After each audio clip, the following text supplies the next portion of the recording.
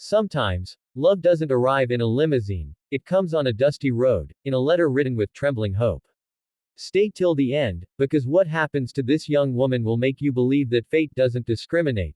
And if this story touches your heart, don't forget to like this video, subscribe, and share it with someone who needs hope today.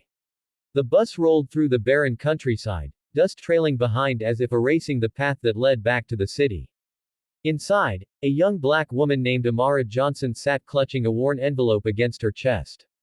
Her hands trembled, not from fear, but from the weight of everything she had left behind: poverty, loneliness, and the whispers that told her she'd never be enough. She had signed up to be a mail-order bride, hoping for a chance at love, or at least stability. In her heart, she knew she deserved kindness, but in her world, kindness was a rare luxury. Letters from potential husbands came, most out of curiosity. But when her photo was sent, everything changed. Replies stopped. Some even mocked her. One man wrote bluntly, "You're not what I'm looking for. I want someone fairer." Still, Amara didn't give up. She prayed each night that someone would look beyond her skin and see her heart.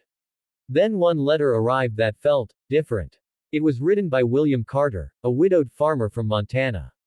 He didn't talk about beauty or looks, he talked about partnership, faith, and the quiet kind of love that grows like crops after a long rain. So here she was, heart pounding, on her way to meet him. When the bus stopped, Amara stepped down, her simple dress fluttering in the dry wind. A small crowd had gathered, mostly curious locals. They stared. Whispers followed her. One woman muttered, "She came all the way here for a white man. She's got some nerve." William hadn't arrived yet. Her heart sank. Maybe he'd changed his mind. Maybe he'd seen her picture again and thought better of it. After nearly an hour, a shiny black pickup pulled up. A tall man in a dusty hat stepped out, his blue eyes kind but tired. That was William. He looked around nervously until his eyes landed on her. "Amara?" he asked softly. She nodded, clutching her small suitcase. For a long moment, he said nothing. Then he smiled. A slow, genuine smile that melted the tension in her chest. "You look even better in person," he said. "Let's get you home." The drive to the farm was quiet, filled with awkward glances and shy smiles. William's land stretched for miles, golden wheat swaying, cows grazing lazily under the afternoon sun. He showed her the small white farmhouse, the chicken coop, the barn. "It's not much," he said, scratching his head, "but it's honest work. I built most of it myself after my wife passed." Amara looked around and whispered, "It's beautiful. It feels like peace." Days turned into weeks. Amara worked hard, helping feed the animals, tending to the garden, cooking meals that filled the house with warmth. But not everyone was kind. The nearby townsfolk gossiped viciously. "Did you see the farmer's new bride? She's not one of us. He must be desperate." Amara heard every word, but she kept her head high. William defended her fiercely. "She's my wife," he'd say.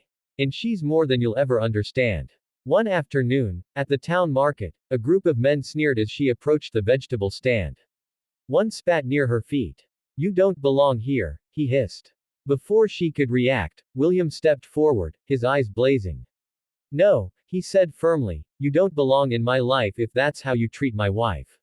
Silence fell. The men backed off. From that day, people saw William differently, and slowly, they began to see her differently too.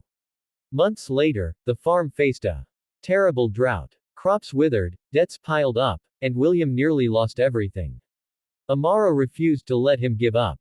She worked from dawn to dusk, found old irrigation methods from her African grandmother's teachings, and somehow managed to revive a part of the field.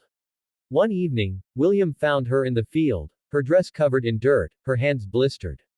"Why are you doing this?" he asked. "You don't have to suffer with me." Amara looked at him, tears mixing with sweat. "Because love isn't about comfort. It's about standing beside someone when the world turns its back." William couldn't speak. He just pulled her into his arms.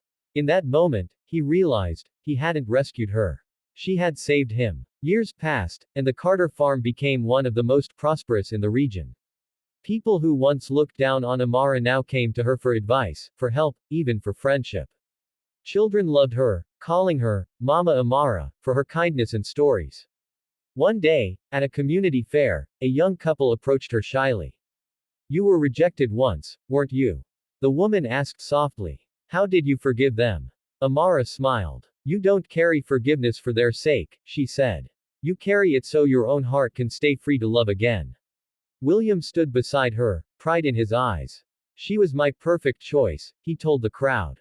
Not because she looked like anyone else, but because she saw life in everything, even in me. So when people say love is blind, maybe it's not blindness, it's clarity. The kind that sees beyond skin, color, or past, and looks straight into the soul. If this story moved you, hit that like button, subscribe, and share it with someone who needs to remember. Real love isn't found, it's chosen, every single day.